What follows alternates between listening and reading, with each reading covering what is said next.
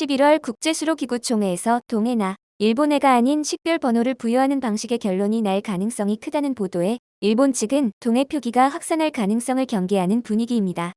교도통신은 IHO의 이런 움직임에 대해 디지털 시대 대응을 이유라고 했지만 IHO를 무대로 한 일본과 한국의 대립을 끝내고 싶다는 의향으로 보인다고 풀이했습니다. 하지만 IHO가 표기를 변경하더라도 민간이 제작하는 일반적인 지도에 얼마나 반영될지 명확하지 않으면 한국 측은 앞으로도 병기를 확산시키기 위한 시도를 국제사회에서 계속할 것으로 보인다고 통신은 덧붙였습니다. 우익 성향의 산케이 신문은 일본해가 숫자로 바뀌면 한국이 동해 병기를 위해 국제사회에 대한 공세를 한층 강화할 가능성이 크다고 9월 22일 보도했습니다.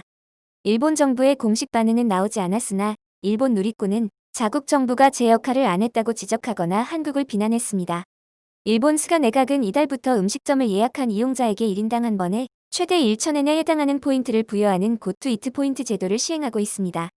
다베로그나 구루나비와 같은 음식점 인터넷 사이트나 애플리케이션을 이용해 고투이트 참가 식당을 예약하면 예약자 수에 따라 인당 점심 500엔, 저녁 1,000엔의 포인트를 지급하고 있습니다. 이렇게 획득한 포인트는 고투이트에 참가하는 업체에서 식사 비용 결제 시 사용할 수 있으며 식비의 일부를 음식점에서 쓸 수 있는 현금성 포인트로 돌려줘 소비를 진작하겠다는 구상입니다. 하지만 포인트 지원 최소 소비 금액이 정해져 있지 않고 소비액과 상관없이 예약자 수에 따라 포인트를 주는 방식이 허점으로 드러났습니다.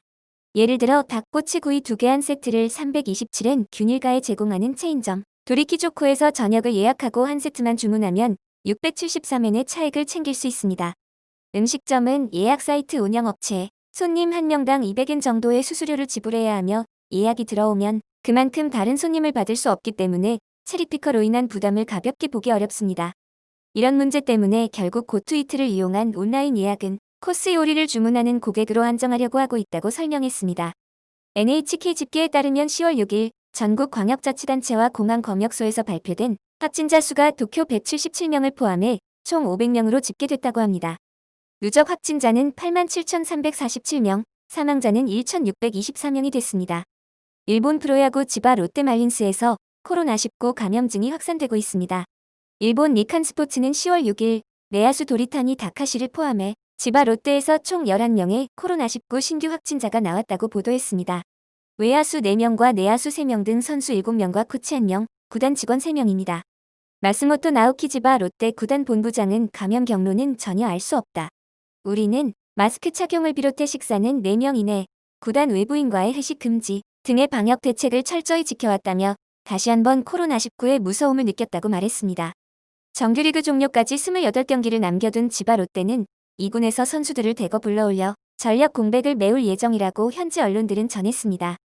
일본의 주요 제강 업체들이 신종 코로나 바이러스 감염증 사태로 가동을 중단했던 고로의 재가동에 나섭니다. 조강 생산량이 일본 최대이자 세계 3위 철강 그룹인 일본제철은 10월 6일 치바현 동일본 제철소 기미스 공장 내고로 2기 중 현재 가동이 중단된 1기를 올 11월 하순부터 재가동한다고 밝혔습니다. 기미스 공장에서 자동차와 건설용 철강재를 주로 생산하는 일본제철은 코로나19 유행에 따른 수요 감소를 고려해 지난 6월부터 이 공장 내의 제2고로 가동을 중단했습니다. 일본제철은 주요 고객인 자동차 업체들의 생산이 회복 기조로 돌아서면서 철강 수요가 다시 증가할 것으로 예상돼 재가동을 결정했다고 설명했습니다. 앞서 일본 제2위 철강 업체인 JF 이스틸도 히로시마현에 있는 서일 본제철소 후쿠야마 지구의 고로 1기 가동을 일시 중단했다가 지난달 중순부터 재가동에 들어갔습니다.